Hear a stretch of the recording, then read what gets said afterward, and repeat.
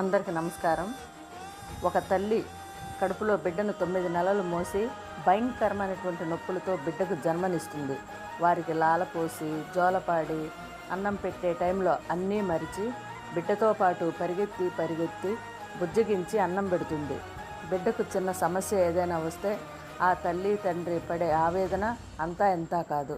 అలా ఎదిగిన బిడ్డలు కొందరు తల్లిదండ్రులను రోడ్డుపైన అనాథ శరణాలయాల్లో వదిలి వారు ఎప్పుడు చనిపోతారా అని ఎదురు చూస్తున్న సంఘటనలు ఎన్నో ఉన్నాయి.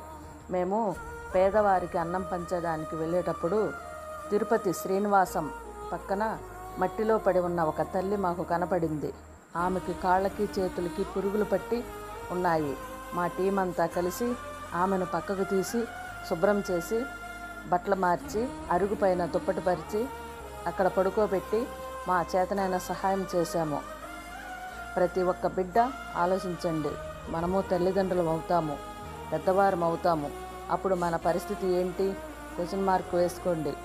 చిన్నప్పుడు తల్లిదండ్రులు చేయి పట్టుకొని ఎలా నడిచామో పెద్దయిన తర్వాత కూడా వారి చేయి వదలకుండా వారికి చేయూతనిస్తారని ఆశిస్తూ మీ విజయలక్ష్మి. నమస్తే.